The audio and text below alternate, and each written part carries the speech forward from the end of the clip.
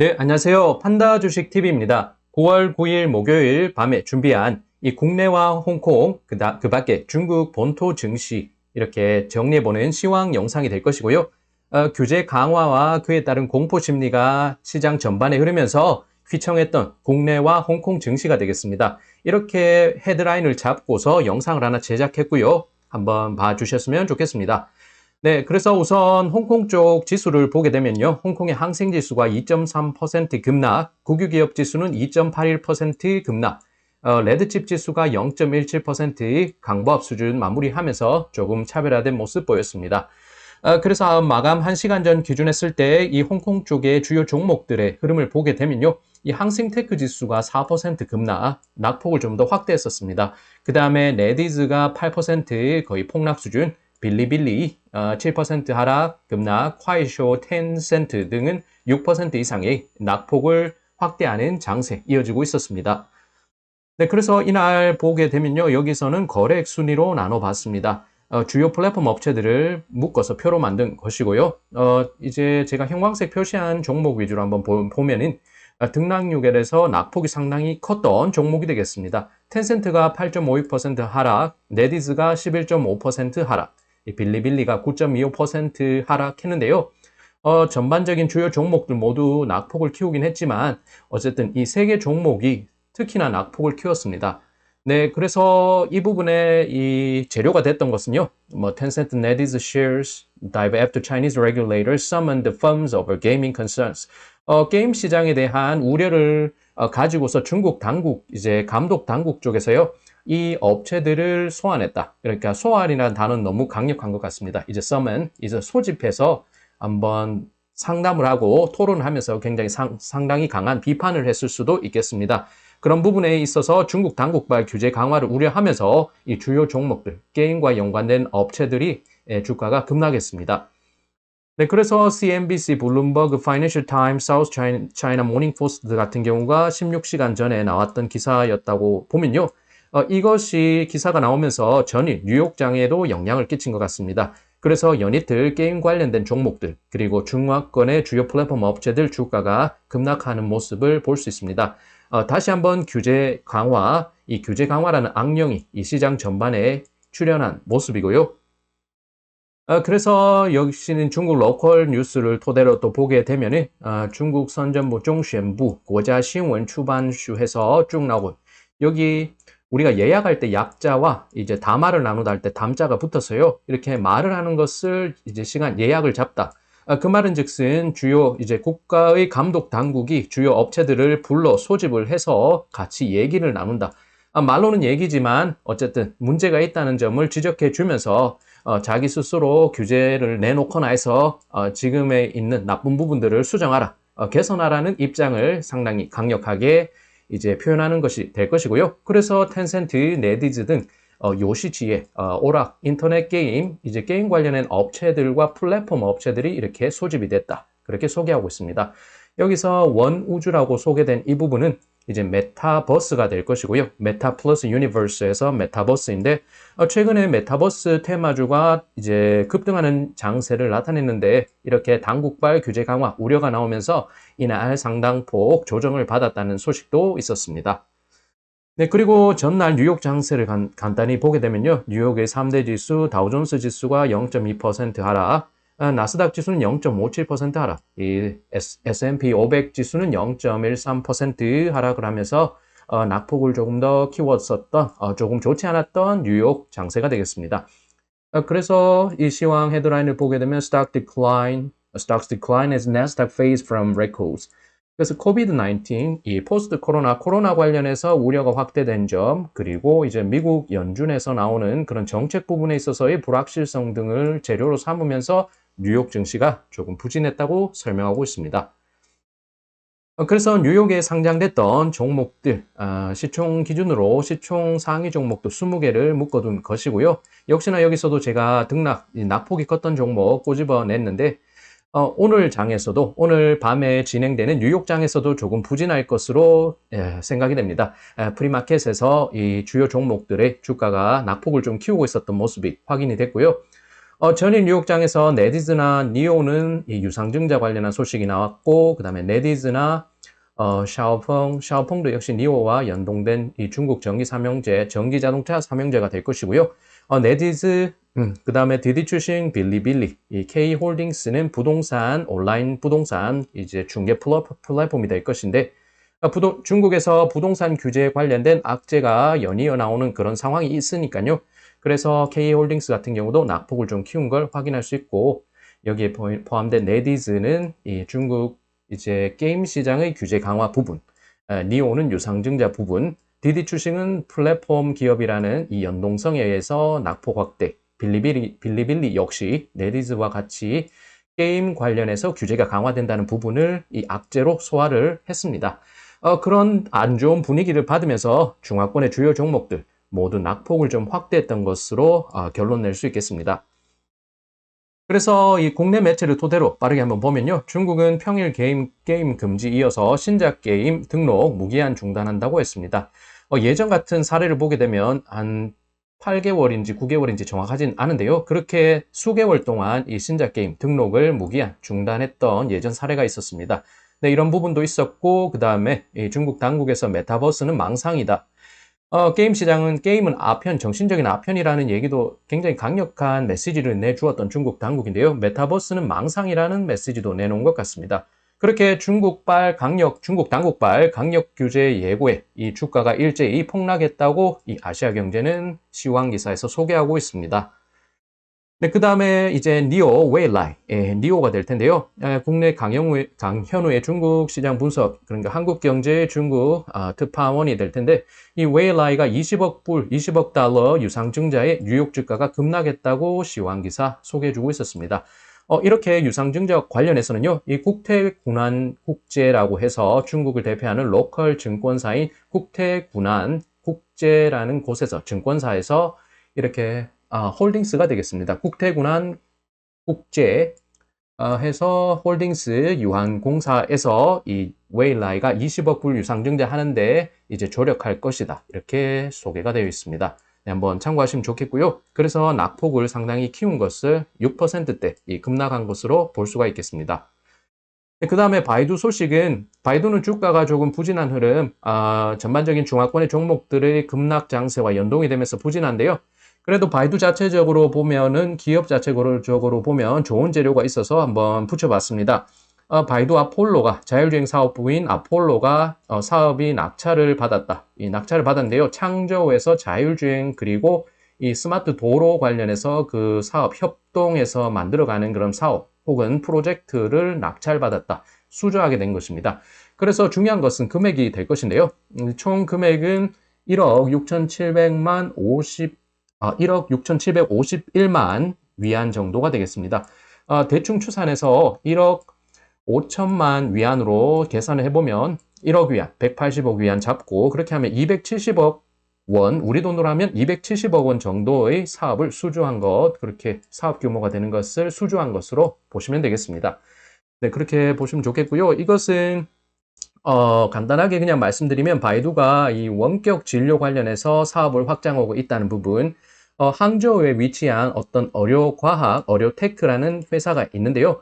회사명을 변경하면서 이 바이두의 관련 회사가 지분을 이제 매입을 하면서 이 관련된 의료기기 업체의 사업에 참여하게 됐다는 그런 소식이 있었습니다. 네, 한번 빠르게 참고하시면 좋겠고요.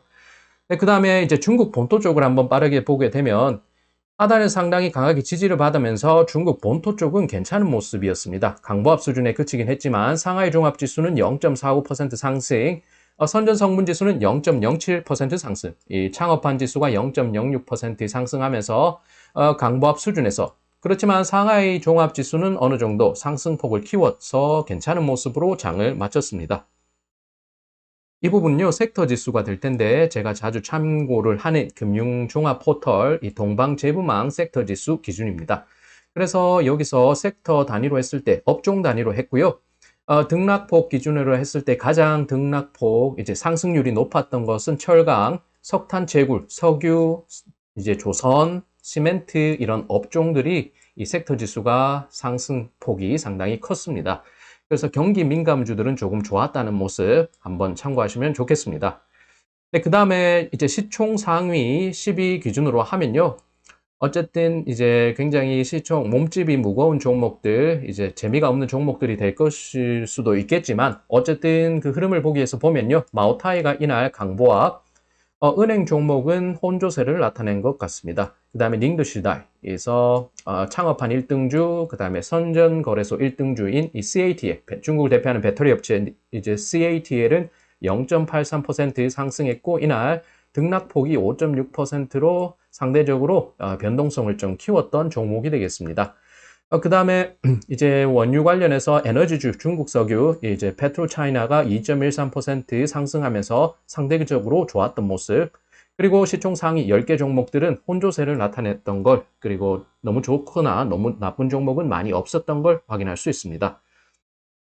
그 다음에 중국 통계국에서 중국의 8월 소비자 물가지수가 전년 동월 대비 0.8% 상승, 이 생산자 물가지수는 이제 전년 동월 대비 9.5% 급등했다고 소개하고 있습니다.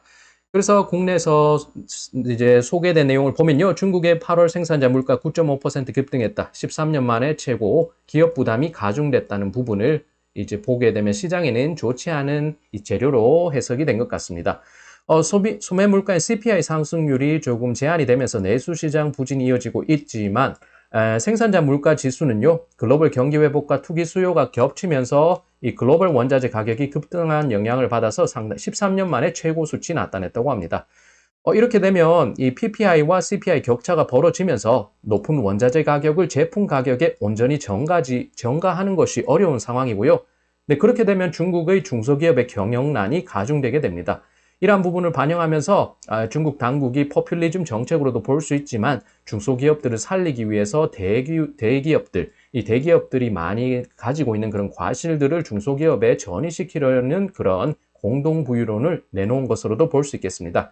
그만큼 중국의 실물 경제 상황이 좋지 않다는 것을 다르게 이제 표현해 주는 것이 되겠습니다. 네, 그리고 이것은요, 중국의 인민은행의 부행장인, 그리고 중국 국가외환관리국의 국장인 판공시영, 이 주요 간부가, 이렇게 말을 합니다. 홍콩, 그 다음에 마카오 쪽의 투자자들이 중국 본토에서 투자하는 그 규모를 확대시키기 위해서 뭐 교차 거래를 더욱 확대하겠다. 뭐 그런 식으로 해서 정책적인 기대감을 가지게 하는 소식이 하나 나왔었고요. 그 다음에 중국 테마주들이 이제 프리마켓에서 조금 부진한 모습을 보이고 있다. 중국의 시황 기사였습니다. 후야나 푸투증권, 그 다음에 핀도더, 중국의 전자상거래 업체 최근에 많이 치고 올라오고 있는 핀도더는 이제 3.5% 하락, 알리바바 3%대, 바이두 1.7%대. 그런데 이것 말고요. 제가 이후에 자료를 준비하면서 확인할 때 보니까 낙폭을 좀 더 키웠던 것으로 확인이 됐습니다. 그래서 전일 좋지 않았던 흐름이 이날도 같이 이어지고 있는데 이것은 중국 당국발 게임 시장에 대한 규제 강화 우려, 그러면서 여러 플랫폼 업체들도 악영향을 받고 있다. 이 점을 생각하시면 좋겠습니다. 네, 모처럼 이제 국내 시장을 보게 되는데요. 이것이 홍콩 쪽과 연관이 되다 보니까 붙여봤습니다. 최근에 연일 화두가 되고 있는 것은 카카오의 주가 급락세인데요. 전일에 의해서 굉장히 낙폭을 키웠던 카카오가 되겠습니다. 이날 코스피가 1.53% 하락했는데 외국인과 기관들의 매도세가 상당히 했고 개인들이 그 매수세로 받치는 모습을 보였지만 지수는 하락세를 면치 못했습니다. 막판에 조금 이제 반등을 하려는 시도는 했지만 그 힘은 강하지 않았습니다. 네, 이렇게 확인하시면 좋겠고요. 그 다음에 여기는 HTS에 따르면 카카오가 이날 7.2% 하락, 주요 종목들.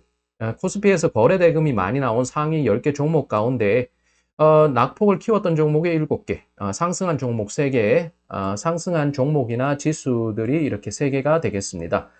어쨌든 카카오 시총 1위 종목 삼성전자도 1.3%로 하락으로 부진했고요. 네이버는 2.56% 낙폭 카카오만큼 키우진 않았지만 최근에 부진세 이어갔습니다. 네, 밑부분에 보면 이 카카오의 거래 매동을 볼 수가 있는데요. 개인과 외국인과 기관의 그런 추세를 보게 될 때 9월 8일과 9월 9일 이 거래일에 걸쳐서 외국인과 기관들이 이렇게 순 매도세를 보이고 있다는 점, 그리고 9월 9일 같은 경우는 이 1716억 1100만 원의 순 매도를 기록했다는 점, 거의 이제 코스피에서 외국인의 매도세, 순매도의 반 정도가 이 카카오에 몰린 것으로 볼 수가 있겠습니다. 이런 규제 강화에 대한 우려감이 크게 시장 내 공포 심리를 확대했고요. 상당한 매도세로 이어지고 있는 걸 볼 수가 있습니다. 네, 그래서 카카오는 이날 또 하나 이슈가 있었는데요. 금융위원회에서 핀테크 혁신 추구에도 규제 감독 예외 적용 안 된다. 규제 적용에 대해서 예외가 없다는 말을 하면서요. 그렇지만 이 오후 2시에 예정됐던 그런 뉴스가 그런 회의가 있었고 주요 업체들이 같이 모여서 여러 가지 논의를 하면서 토론했던 것으로 해석이 되고요.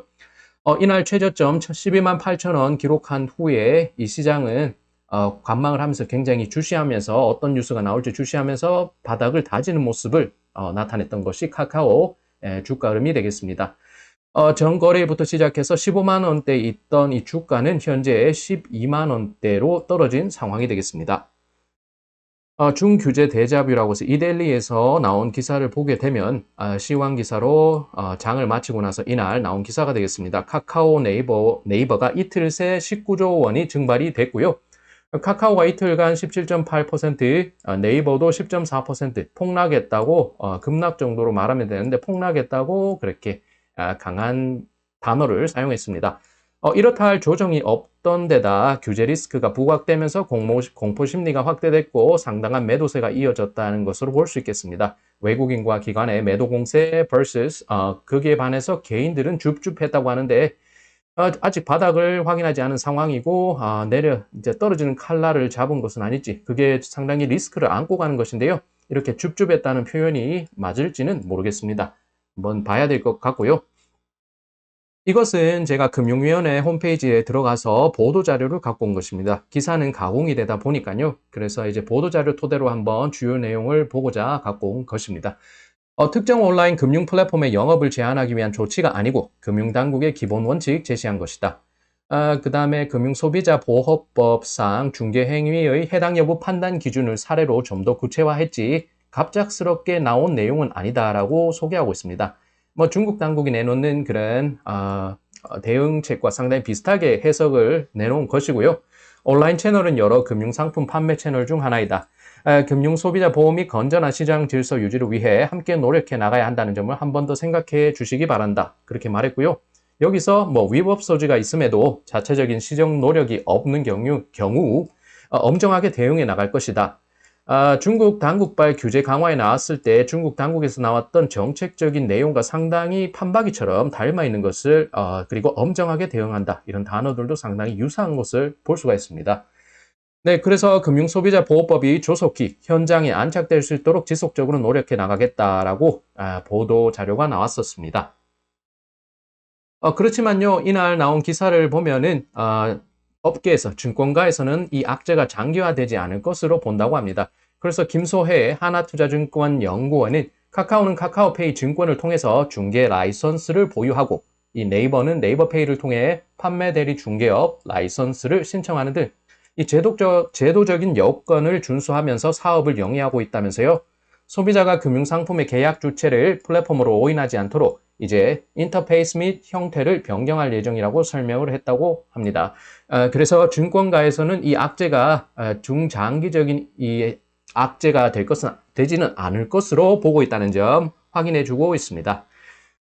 이 부분은요, 제 개인적인 의견을 첨부하면서 조금 더 한번 생각을 공유해 보고자 이렇게 붙인 것입니다. 그래서 정리를 하면서요, 규제라는 악령이 또다시 출현했습니다. 게임 부문을 강타한 중국, 핀테크를 때리는 한국이 되겠습니다. 텐센트와 카카오 등 플랫폼 대표 종목들 이날 주가 급락했고요. 당국발 규제 강화 이슈로 연이틀 좋지 못한 흐름이 나오는 것이 되겠습니다. 중국 본토는 조금 차별화되는 장세였는데요. 경기 민감 섹터 강세로서 이 주가 이제 지수의 하단이 상당히 방어되는 모습, 그러면서 강보합 수준에서 마무리했다. 그렇게 볼 수 있습니다. 네, 시진핑 중국 주석의 장기 집권, 국내에서는 내년 대선이란 정치 이슈가 본격화되는 것으로 볼 수 있겠는데요. 그러면서 포퓰리즘 나무, 최근에는 이 코로나 지원금, 국민 지원금 갖고 행정적인 처리가 잘 이제 원활하게 되지가 않아서 행정 불만이 많이 나오고 있는 상황으로도 볼 수 있겠습니다. 그래도 어쨌든 공짜돈 받기 위해서 많은 사람들 욕은 하면서도 그것을 바라지 않나. 그러면서 포퓰리즘 정책으로 나가고 있다. 볼 수 있겠습니다. 네, 어쨌든 그럴듯한 명분을 앞세우면서요. 정치적 세력 결집하고 전국의 안정을 꾀하는 모습이 나오고 있습니다. 중국의 모습이 특히 그렇고요. 필요시에 수시로 미세적인 규제 강화라는 악재가 시장에 출현할 수 있다는 해석이 이날 장을 통해서도 한번 해석해 볼 수 있겠습니다. 네, 중국 국유기업 다수 포진한 중국 본토 증시는요. 견조한 모습으로 차별화를 나타냈다. 최근 들어 학을 떼게 만드는 중국 증시인데요. 그 금융시장 개방 시사로 시장 달래기 하면서 밀당하고는 있지만 최근까지 중국 규제 강화라는 부분에서 잃어버린 신용, 가중되는 불확실성으로서 최근 들어 상당히 많은 투자자들 중국 투자 거리두기 하고 있는데 그런 거리두기 자초하는 모양새인 점은 부인하기가 어렵겠습니다. 네, 이 또한 지나갈지 난이도가 상당히 높아진 중국 증시인데요. 그렇지만 당국이 밀어주는 섹터 혹은 국유 기업들, 이 중국자가 들어가는 그런 기업들, 베이징 거래소 설립 최근 중소기업 위주의 혁신 기업들의 이 거래소 설립 시사한 바가 있는데요. 거기에 관련해서 증권주를 비롯한 그런 금융주에 관심을 가져야 할지도 모르겠습니다. 어쨌든 난이도가 더욱 높아진 중화권 증시 투자 상황이 될 것입니다. 네, 정치는 어쨌든 국익보다 사익을 위해 명분을 세운다. 제가 생각하는 바는 이렇게 결론이 내려졌고요. 권력 유지 쟁탈 목적으로 나오는 이런 정책들 이면에는 상당히 많은 온갖 권모술수가 난무하는 것으로 볼 수가 있겠습니다. 애모, 김수희 가수의 애모가 있는데, 그대 앞에서만 서면 왜 그렇게 작아지는가 하는데요. 권력 앞에서만 서면 왜 그렇게 정치인 그들은 치졸해지는지 모르겠습니다. 조금 삼천포로 빠지면서 정치 얘기가 조금 많이 나왔는데요. 다르게 한번 강조해 드리고 싶습니다. 결국 우리는 정경유착이라는 말로 조금 거리시하긴 하지만요. 정치와 경제라는 것은 어쨌든 뗄려야 뗄 수 없는 이런 밀접한 관계임을 최근의 흐름에서 다시금 한번 확인했고요. 그래서 강조 한번 드리겠습니다. 결국에는 미중 패권 다툼, 시진핑 주석이 이 사람의 장기 집권, 이 국내 대선 전국 등 이 정치적 셈법이 제가 볼 때의 마지막 이 포인트가 되겠습니다. 이 정치적 셈법이 시장으로 유입된 가운데 이 규제 천국으로 가는 중국과 이를 따르려는 듯한 한국의 모습이 상당히 눈에 띄었던 이날 시장 모습이었고요. 이 모습이 포착이 됐길래 제가 개인 의견 추가하는 부분에서 한번 정리를 하면서 한번 이 페이지를 만들어 봤습니다. 네, 여기까지 판다주식 TV였습니다. 영상을 만들 때는 조금 짧게 빠르게 임팩트 있게 필요한 포인트만 잡으려고 하는데요. 내용이 많다 보니까 그리고 제가 simultaneously 그러니까 동시에 하다 보니까 여러 가지 내용을 포함하고 있습니다. 그래서 중간에 버벅이는 부분 조금 양해 말씀 부탁드리고요. 영상이 유익하셨기를 바라겠습니다. 네, 영상이 유익하셨다면 구독과 좋아요 부탁드리고요. 예, 오늘 역시 시청해 주셔서 감사드립니다. 네, 그럼 저는 다음 영상 또 잘 준비해서요. 다음 영상에서 찾아뵙겠습니다.